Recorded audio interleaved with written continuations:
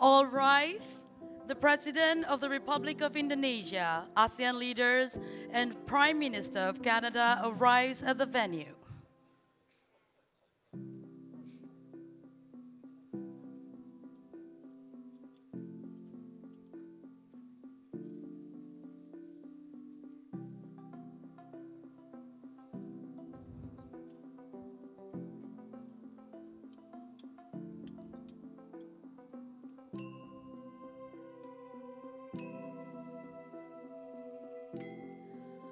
Please be seated.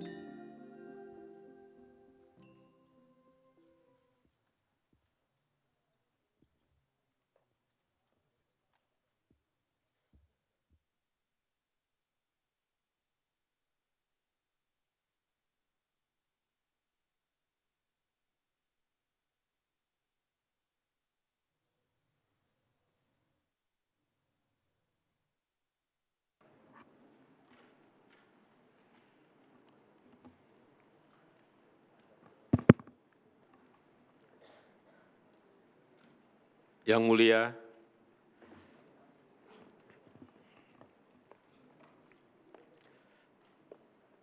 Mulia, Perdana Menteri Justin Trudeau, Sri Baginda, Yang Mulia para pemimpin ASEAN. Hari ini, kemitraan ASEAN dan Kanada memasuki fase baru, yaitu sebagai mitra strategis. Selamat datang di keluarga besar ASEAN, PM Trudeau. Semoga ini akan memberikan manfaat yang lebih besar bagi rakyat kita dan kawasan. Kanada adalah mitra strategis ASEAN dalam membangun ketahanan pangan, membangun hilirisasi industri, serta membangun perdagangan yang terbuka dan adil di kawasan. Selain itu, sebagai mitra strategis Kanada, saya harapkan dapat menjadi jangkar perdamaian dan stabilitas kawasan yang mentaati hukum internasional dan mendorong kerjasama yang lebih konkret dan inklusif, terutama di kawasan Indo-Pasifik. Demikian dari saya, dan dengan ini saya nyatakan KTT ASEAN dan Kanada dibuka. Selanjutnya saya mengundang Yang Mulia Justin Trudeau, Perdana Menteri Kanada, untuk menyampaikan pidato pembukaannya. Yang Mulia, saya persilahkan.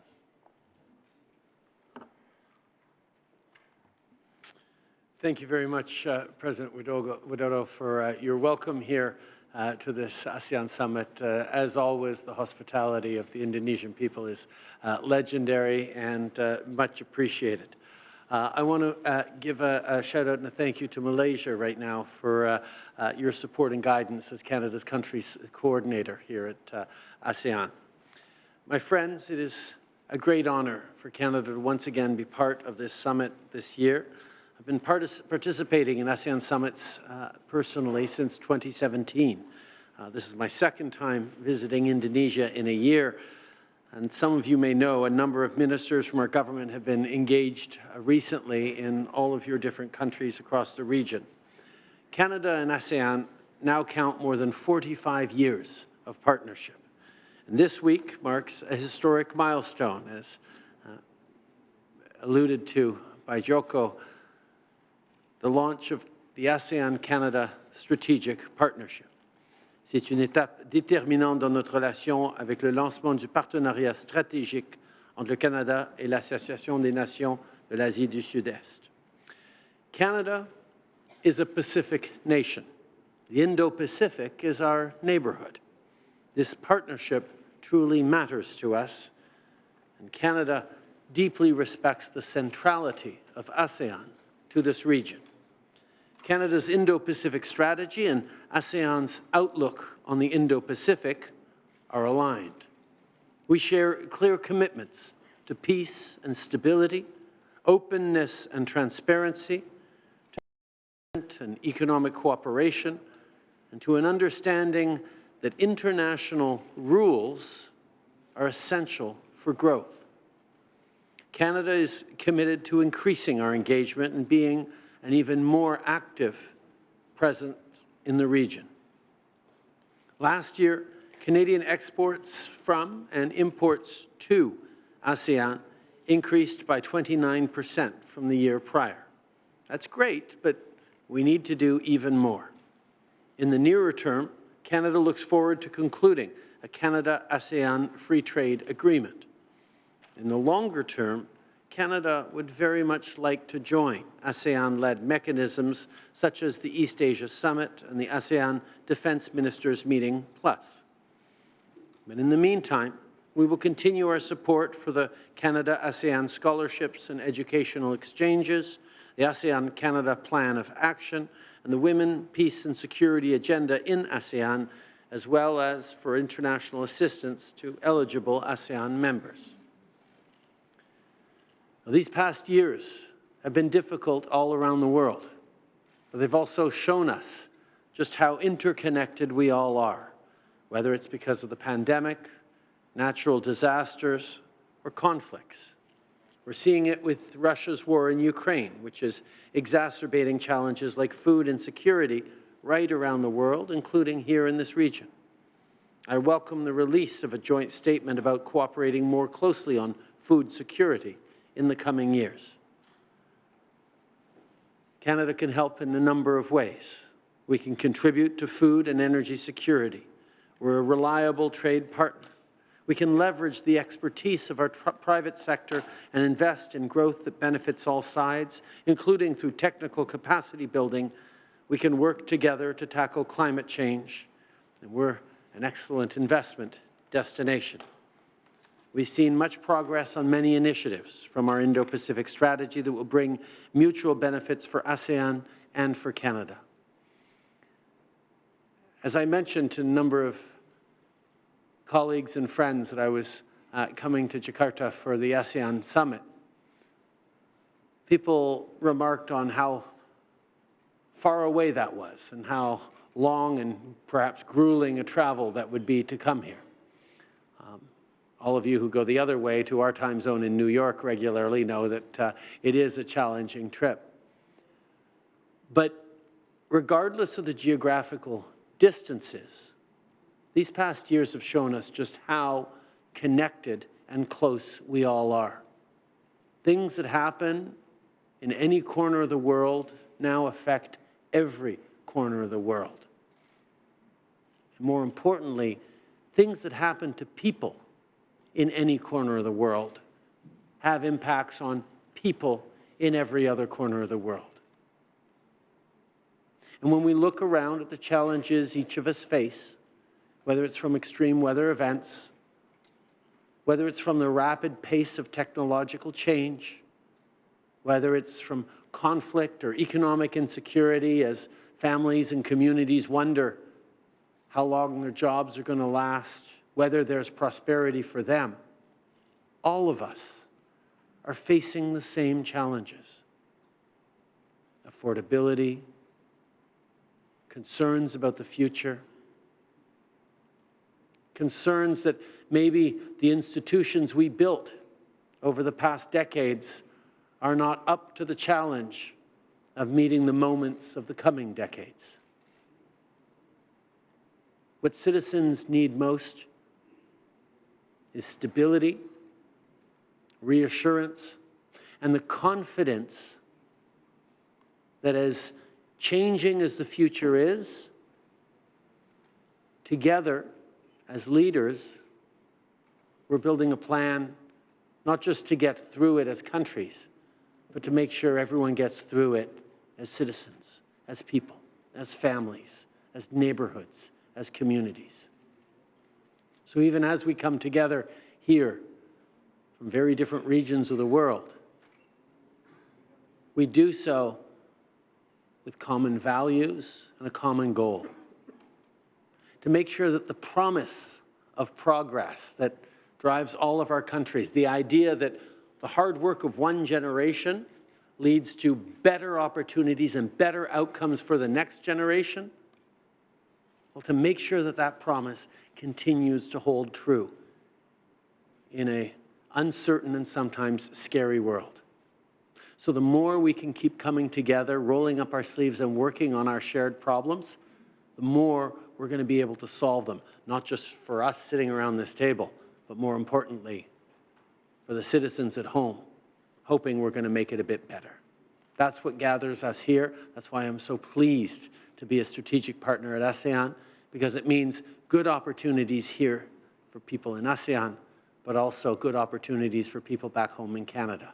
And that is what keeps us moving forward. Merci beaucoup, mes chers amis.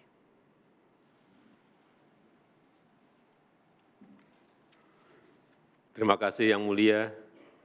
Selanjutnya sebelum kita mulai sesi pleno yang akan dilakukan secara tertutup, dengan hormat saya mohon awak media untuk meninggalkan ruangan pertemuan. Terima kasih.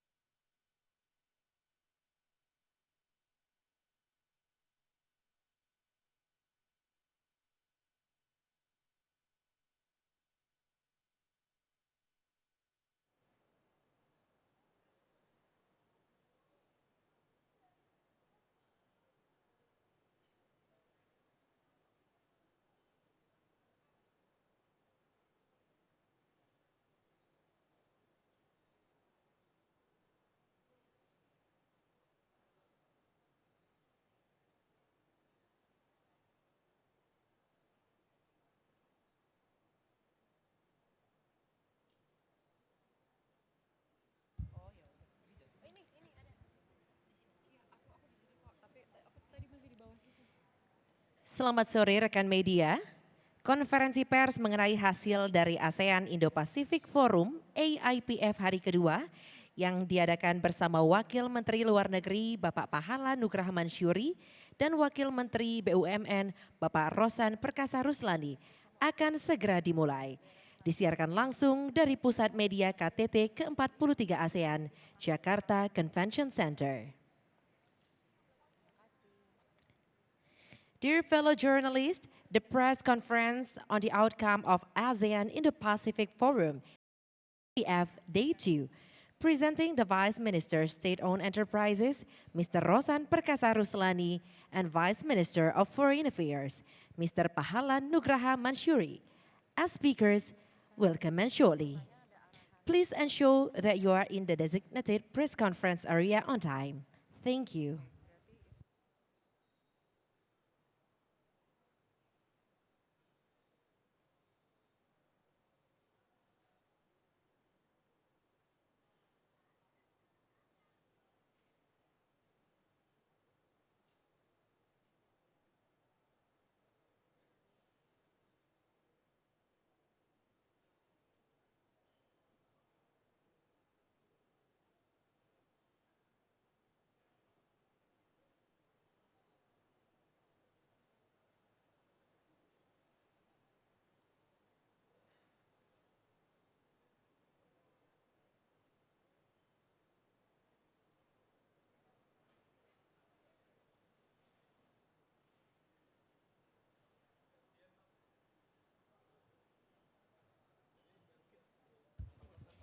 Selamat sore ASEAN, selamat datang di konferensi pers ASEAN Indo-Pacific Forum AIPF hari kedua.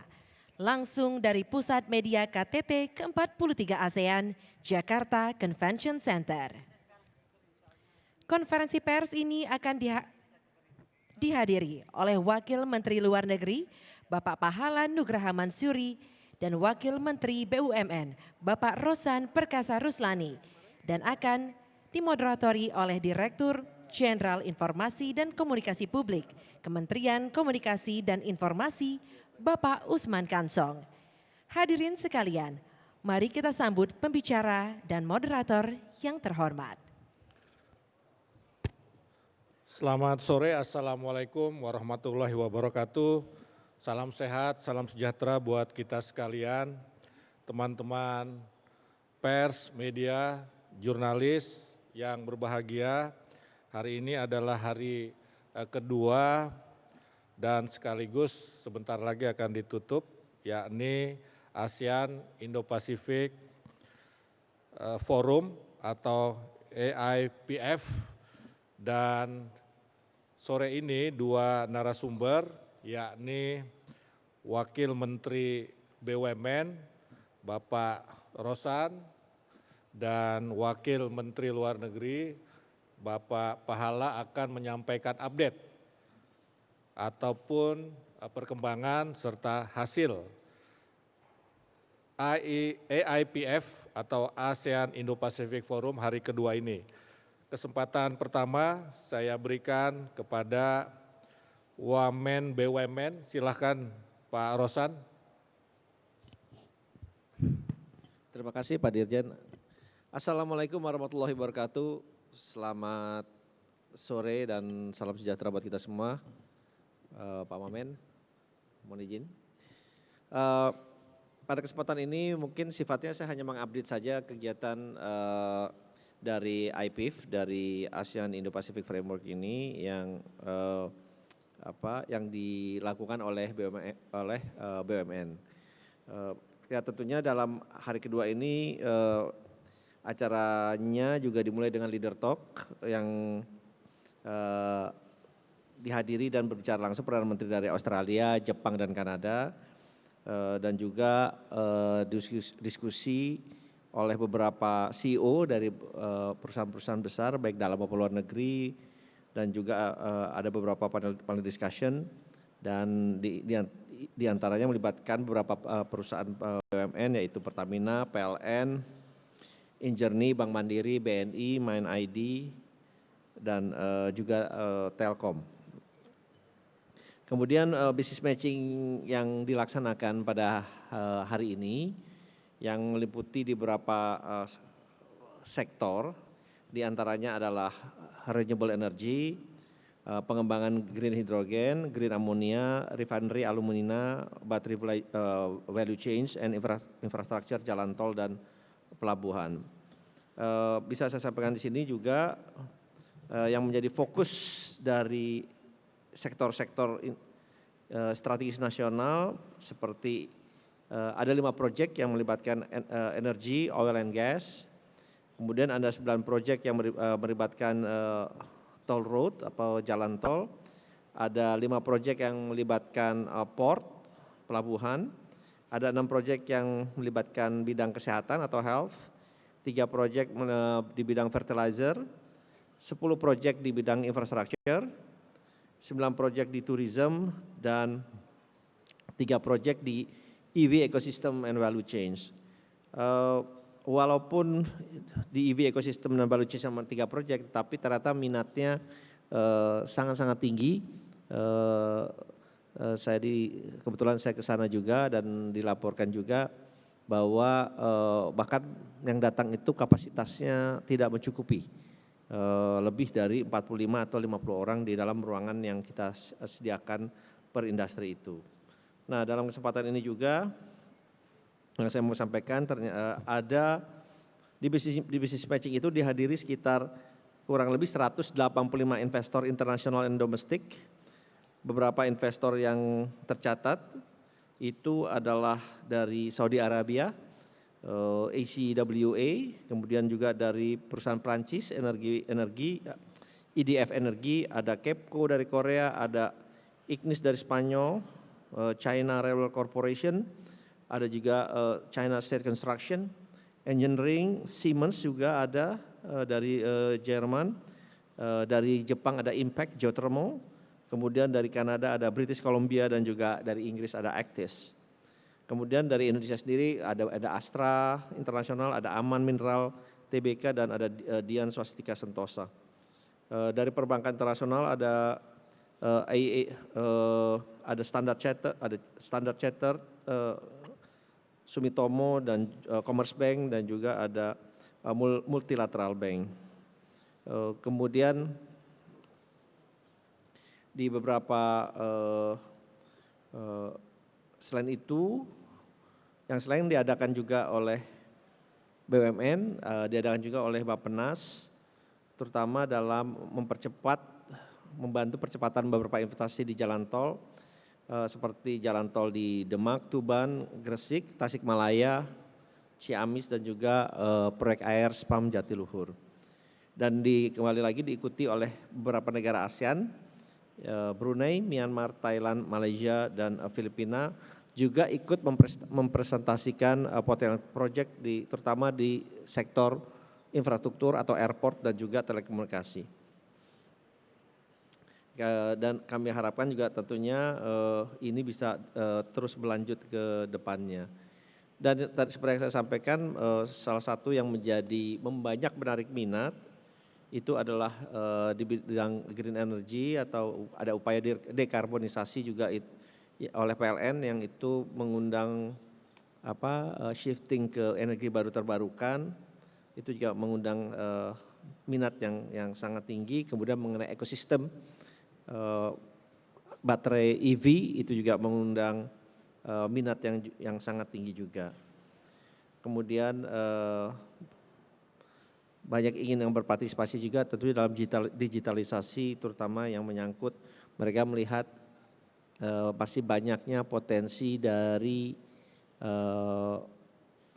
dari masyarakat kita yang belum tersentuh oleh formal financing ya. Jadi itu juga jadi mereka melihat potensi-potensi itu akan menjadi lebih besar ke depannya. Jadi mungkin itu dulu dari saya, tetapi memang harapannya ini akan terus memperkuat hubungan tidak hanya ekonomi tapi juga geopolitik di antara negara-negara ASEAN dan tentunya Indo-Pasifik sesuai dengan visi ASEAN 2023 itu menjadikan ASEAN epicentrum of growth. Mungkin itu dari saya pada saat ini. Terima kasih. Wassalamualaikum warahmatullahi wabarakatuh. Baik, terima kasih Pak Rosan. Selanjutnya saya mohon perkenan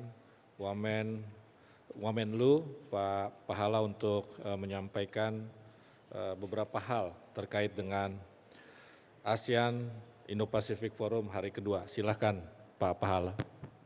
Baik, terima kasih Pak Dirjen, Pak Wamen, BUMN. Assalamualaikum warahmatullahi wabarakatuh. Selamat sore rekan-rekan media semua. Jadi sedikit menambahkan apa yang tadi sudah disampaikan juga oleh Pak Rosan. Ada 3 sesi yang terkait dengan para state leaders.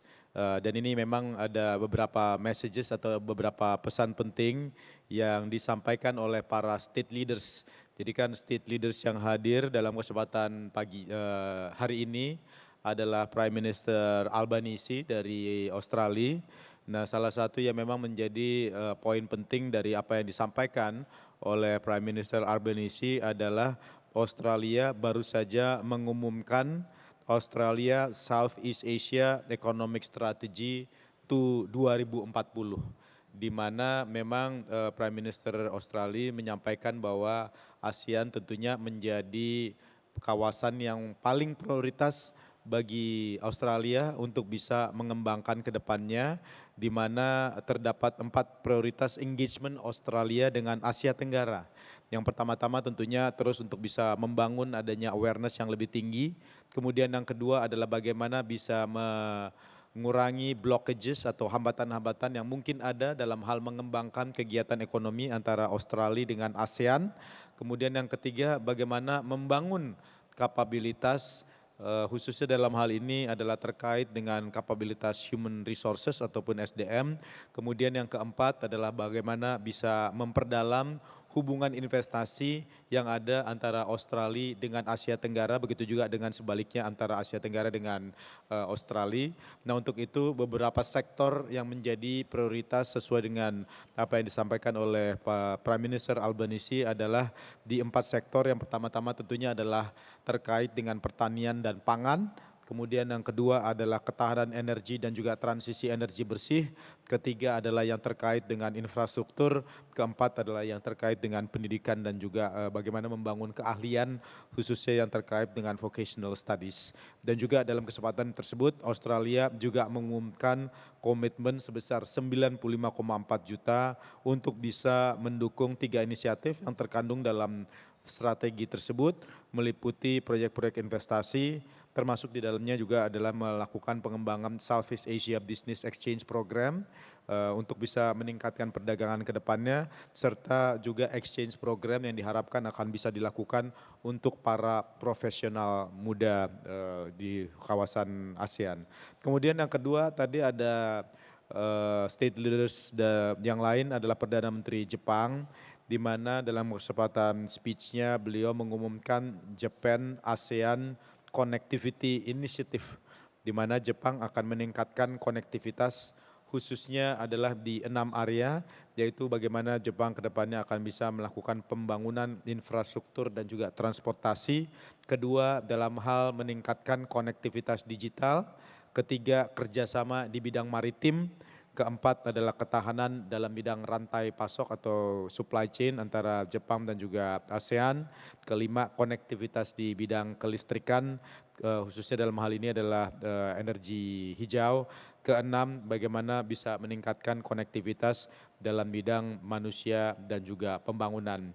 Terakhir, tadi ada Menteri Kanada bicara di jam 3.10 dan dalam kesempatan tersebut Perdana Menteri Kanada mengumumkan ASEAN Canada Strategic Partnership, di mana ekspor dan impor Kanada ke dan dari ASEAN selama ini sudah meningkat sebesar 29% dari tahun sebelumnya, dan diharapkan bahwa ASEAN Canada Strategic Partnership tersebut akan bisa membantu SDM ASEAN untuk mencari di antara solusi inovatif, pembangunan infrastruktur, manajemen laut, mitigasi dan juga manajemen bencana, serta juga pengembangan dalam bidang energi bersih. Jadi hampir ketiga state leaders menyampaikan bahwa prioritas ke depannya dalam strategic partnership antara kawasan ASEAN dengan ketiga negara tersebut memang akan difokuskan dalam bidang energi bersih. Sementara di sesi-sesi lainnya seperti misalnya di sesi pembiayaan hijau ataupun pembangunan ekonomi hijau serta pengembangan infrastruktur hijau, memang kita melihat salah satu yang menjadi tantangan yang paling utama tentunya adalah bagaimana bisa mengembangkan struktur-struktur pembiayaan yang lebih inovatif, lebih sustainable, dan selain daripada itu tadi sudah disampaikan juga oleh Pak Rosan mengenai pertemuan business matching, di mana kita perkirakan di dalam pertemuan tersebut yang dihadiri oleh cukup banyak para peserta, total project yang berasal dari Indonesia memang yang paling signifikan dengan total nilai di atas 30 billion US dollar atau 32 billion US dollar, dan juga total project dari negara-negara lain juga kita upayakan untuk bisa hadir dalam kesempatan business matching tersebut dengan total nilai sebesar 810 juta US dollar. Kita harapkan meskipun belum bisa difinalkan dalam pertemuan kali ini, kita berharap bahwa pelaksanaan business matching tersebut akan bisa meningkatkan kerjasama dan juga pemahaman sebetulnya bagaimana kebutuhan investasi yang diharapkan oleh masing-masing negara. Dengan Jepang juga tadi dibahas khususnya dalam pertemuan KTT ASEAN dengan para mitra bahwa kedepannya mengenai prioritas konektivitas, infrastruktur hijau, dan transisi energi, Jepang juga akan bisa memberikan dukungan untuk mengimplementasikan ASEAN Outlook on Indo-Pacific melalui kontribusi sebesar 10 miliar US dollar di 14 proyek. Dan juga kemarin juga kami sudah sampaikan bahwa pertemuan ASEAN Plus 3 yang utamanya untuk dibahas adalah terkait mengenai pembangunan ekosistem kendaraan listrik dan juga infrastruktur hijau. Mungkin itu yang bisa kami sampaikan. Terima kasih, Pak. Terima kasih Pak Pahala. Selanjutnya kami buka kesempatan untuk dua penanya. Satu ya ada dari foreign media. Oke, satu lagi dari sana. Silakan.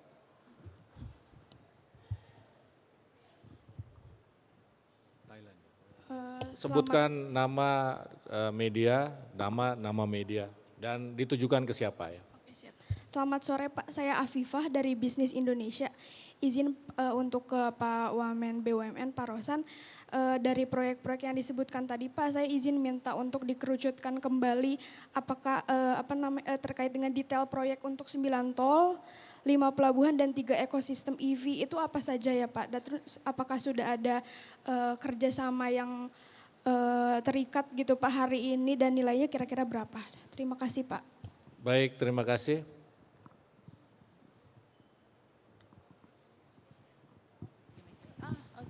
I come from Shanghai Media Group. My question is for both of you. You talk about the plans of collaborations from many industries. What specifically AIPFS futures plans to collaborate with China, Japan, and Korea? What's the obstacles? How well the matters being discussed? Thanks. Okay, your question goes to both. Okay. Silakan Pak Rosan, pertanyaan pertama buat Pak Rosan. Terima kasih. Tadi dari Bisnis Indonesia ya.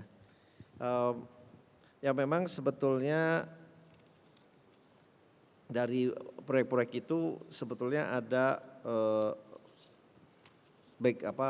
breakdown dari proyek-proyek tersebut. Ini mungkin saya coba bacakan, ada di sini. Sebentar ya.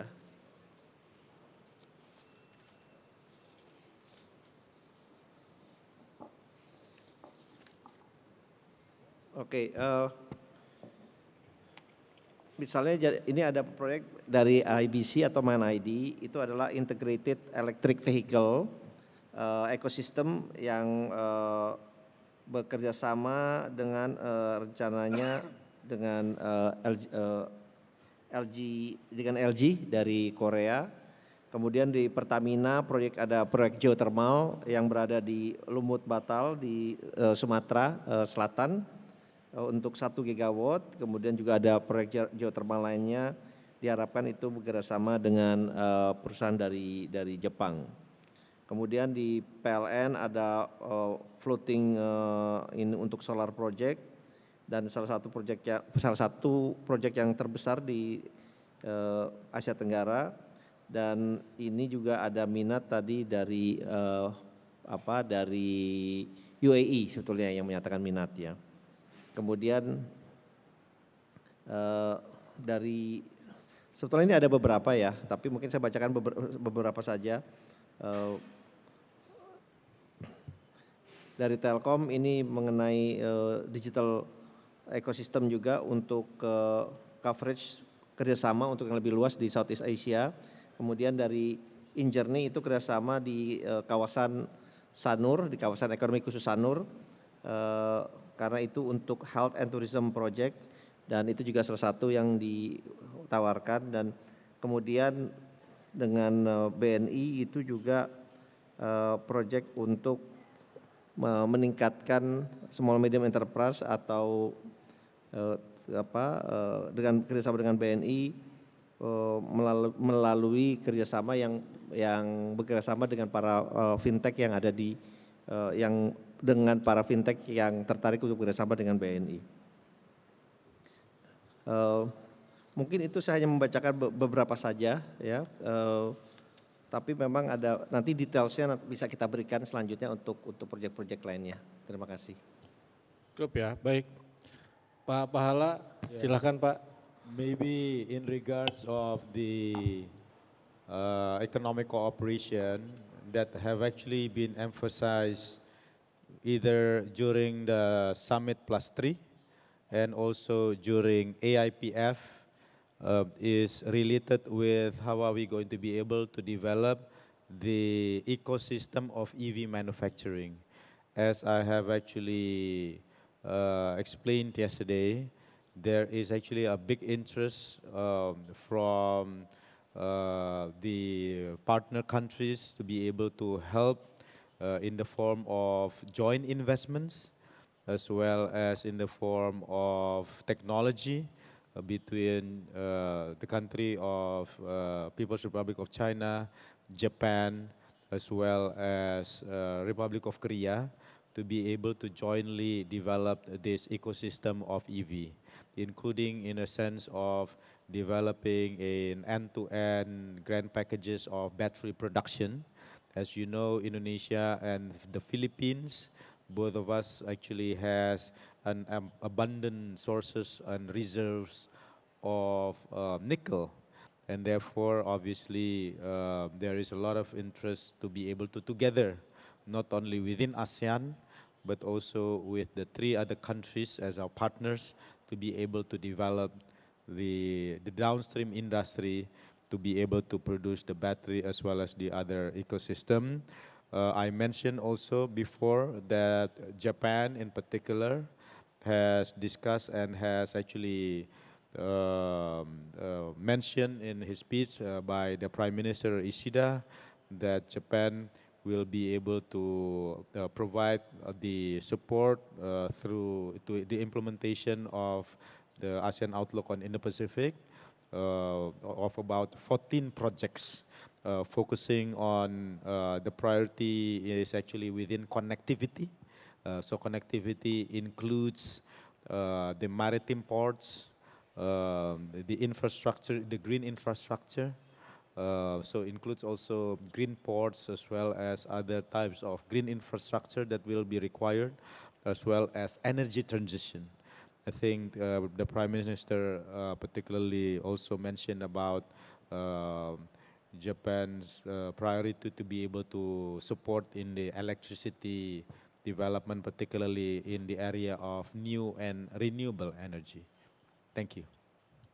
Oke, baik. Terima kasih Pak Rosan, Pak Pahala atas penjelasannya tentang hari kedua atau hari terakhir karena nanti akan ditutup, Forum ASEAN Indo-Pasifik atau ASEAN Indo-Pasifik Forum. Terima kasih juga kepada teman-teman jurnalis atas kehadirannya. Kita akhiri jumpa pers pada sore ini. Wassalamualaikum warahmatullahi wabarakatuh.